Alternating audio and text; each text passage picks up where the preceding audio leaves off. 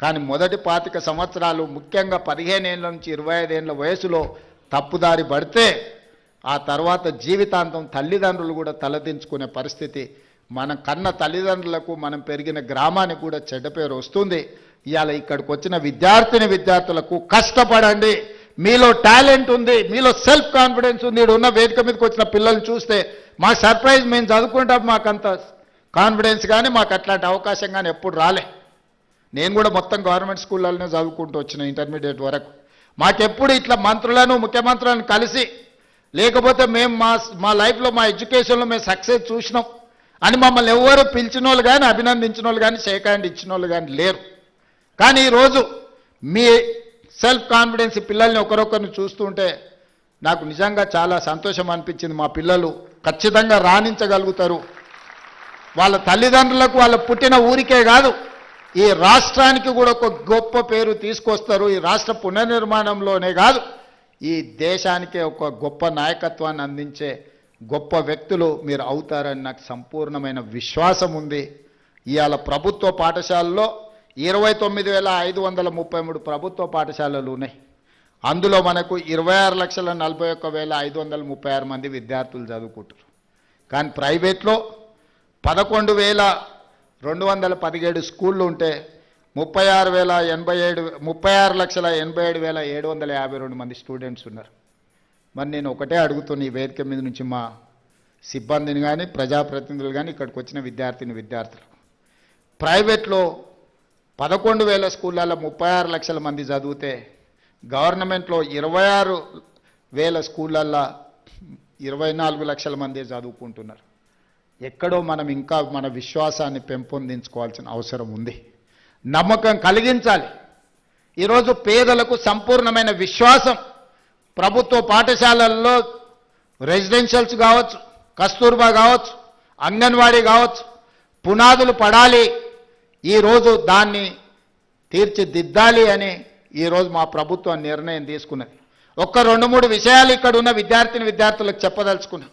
100 సంవత్సరాల తర్వాత ఉస్మానియా యూనివర్సిటీ 100 ఏళ్ల చరిత్ర కలిగిన యూనివర్సిటీ, 100 ఏళ్లలో ఒక్క దళితుడు కూడా వైస్ ఛాన్సలర్ కాలే.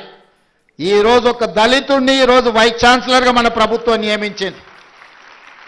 ఈరోజు arts college principal professor Kasim మా ఊరివాడి ఈరోజు ఆర్ట్స్ కాలేజ్కి ప్రిన్సిపాల్ అండ్ మెరిట్తో చదువుకుంది. ఇవాళ అంబేద్కర్ యూనివర్సిటీకి డాక్టర్ గంటా చక్రపాణి, ప్రొఫెసర్ చక్రపాణి ఈరోజు వైస్ ఛాన్సలర్గా ఉన్నాడు. ఇవాళ రాజీవ్ గాంధీ IIIT మీరు చదువుకోబోయేదానికి గోవర్ధన్ ఈరోజు మీకు వైస్ ఛాన్సలర్గా ఉన్నాడు. హయ్యర్ ఎడ్యుకేషన్లో ప్రొఫెసర్ పురుషోత్తం వైస్ చైర్మన్గా ఈరోజు మీకు ఉన్నాడు. ఈరోజు విద్యా కమిషన్ని విద్యలో సమూలమైన సంపూర్ణమైన మార్పులు తీసుకురావాలి అని అంటే ఏమి చెయ్యాలి అంటే ఆ ఆత్మ ఉండాలి అని చెప్పి ఈరోజు మురళి IAS ఆఫీసర్ని ఈరోజు విద్యా కమిషన్ చైర్మన్గా నియమించిన. ఈరోజు ఎలక్షన్ కమిషన్కి రాని కుమిదిని ఈరోజు మనం నియమించినాం. ఈరోజు అసెంబ్లీ స్పీకర్ గడ్డం ప్రసాద్ గారు ఉన్నారు. ఇంతమందికి ఎప్పుడైనా ఈ దళిత బిడ్డలకి ఇన్ని అవకాశాలు వచ్చినాయా? మీరు ఒక్కసారి ఆలోచన చేయండి. ఇవాళ ప్రజాప్రభుత్వం ఉన్నది కాబట్టి అసెంబ్లీ స్పీకర్ ఆయన ముఖ్యమంత్రిని చేస్తాను మోసం చేస్తే ఆయనను అధ్యక్ష అని పిలిచి మైక్ అడుక్కునే పరిస్థితి ఒక దళిత బిడ్డ చేతిలో పెట్టి నువ్వు ఆడ తప్పించుకున్నా ఈడ తప్పించుకోలేవు అని చెప్పి మా సోదరుడు గడ్డం ప్రసాద్ కుమార్ గారిని అసెంబ్లీ స్పీకర్గా ఈరోజు ఇందిరమ్మ రాజ్యంలో ప్రజాప్రభుత్వంలో మనం చేసినాం. ఆర్ట్స్ కాలేజ్ కానీ, ఉస్మానియా యూనివర్సిటీకి కానీ, లేకపోతే అంబేద్కర్ యూనివర్సిటీకి కానీ, రాజీవ్ గాంధీ IIITకి కానీ, హయ్యర్ ఎడ్యుకేషన్లో కానీ, విద్యా కమిషన్లో కానీ, ఎలక్షన్ కమిషన్లో ఇన్ని చైర్మన్ పదవులు. ఈరోజు ఈవెన్ లాలో కూడా పబ్లిక్ ప్రాసిక్యూటర్ నాగేశ్వరరావు గారిని దళితుడిని ఈరోజు పెట్టినాం. ఇప్పటివరకు స్వతంత్రం వచ్చినప్పటి నుంచి ఏ రోజు కూడా ఒక దళితుడికి అవకాశం రాలే. ఇన్ని ఎస్సీ కార్పొరేషన్ ప్రీతం సార్ అది. సో నేను అనేది ఏంటి అంటే ఇవన్నీ కూడా కులం ఒక్కదాంతోనే అవకాశాలు రాలే, వాళ్ళు చదువుకున్నారు కాబట్టి ఇవాళ అవకాశాలు వచ్చినాయి. ఇవాళ ఫైనాన్స్ మేము తీర్చిదిద్దుతున్నాం అంటే సెంట్రల్ యూనివర్సిటీ స్టూడెంట్ ఈరోజు డిప్యూటీ సీఎంగా సెంట్రల్ యూనివర్సిటీలో చదువుకొని రాణించిన మల్లు బట్టి విక్రమార్క గారు ఈరోజు ఆర్థిక మంత్రిగా డిప్యూటీ సీఎంగా ఉన్నాడు కాబట్టి ఈ నిధులన్నిటిని కూడా ఒక సిస్టమేటిక్గా స్ట్రీమ్ లైన్ చేసి మీ దగ్గరికి పంపిస్తున్నాం. దీనికంతా చదువే కారణం. దేశ భవిష్యత్తు తరగతి గదుల్లో ఉంది. ఇవాళ మీరు కష్టపడి చదువుకొని రాణిస్తే ఈ రాష్ట్రానికే మీరు నాయకత్వం వహించే అవకాశం వస్తుంది.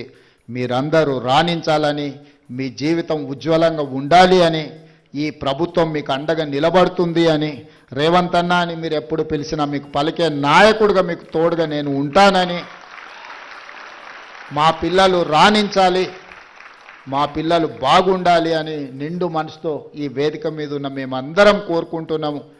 మీ మంచే మా మంచి. ఈరోజు ఏది జరిగినా మీరు బాగుంటే ఈ రాష్ట్రం బాగుపడుతుందని సంపూర్ణంగా నమ్ముతూ ఈ పిల్లలందరికీ మనస్ఫూర్తిగా అభినందన తెలియజేస్తున్నా. రాణించండి. ఈరోజు స్పోర్ట్స్ కోసం కూడా ఈరోజు young India skill university, skills లేని వాళ్ళకి స్కిల్స్ నేర్పడానికి యంగ్ ఇండియా స్కిల్స్ యూనివర్సిటీ ప్రారంభించినాం. అదేవిధంగా స్పోర్ట్స్లో రాణించడానికి యంగ్ ఇండియా స్పోర్ట్స్ యూనివర్సిటీని ఈరోజు పెట్టినాం. ఈరోజు పోలీసులో పనిచేసే వాళ్ళకు యంగ్ ఇండియా పోలీస్ స్కూల్, అంటే ఒక సైనిక్ స్కూల్ లాగా రాణించడానికి young India police school, police డిపార్ట్మెంట్లో పనిచేసే వాళ్ళకి పెట్టినాం. ఈరోజు గ్రామీణ ప్రాంతాలలో ఉండే పేదవాళ్ళకి, ఎస్సీ ఎస్టీ బీసీ మైనారిటీ, అదేవిధంగా ఈడబ్ల్యూఎస్ పిల్లలకు young India integrated residential schools పెట్టినాం. మీరు యంగ్ ఇండియాలో భాగస్వాములు. Young India is my brand. మీరు నా బ్రాండ్ అంబాసిడర్లను తెలియజేస్తూ మీ అందరిని అభినందిస్తూ సెలవు తీసుకుంటున్నా. ధన్యవాదాలు మిత్రులారా.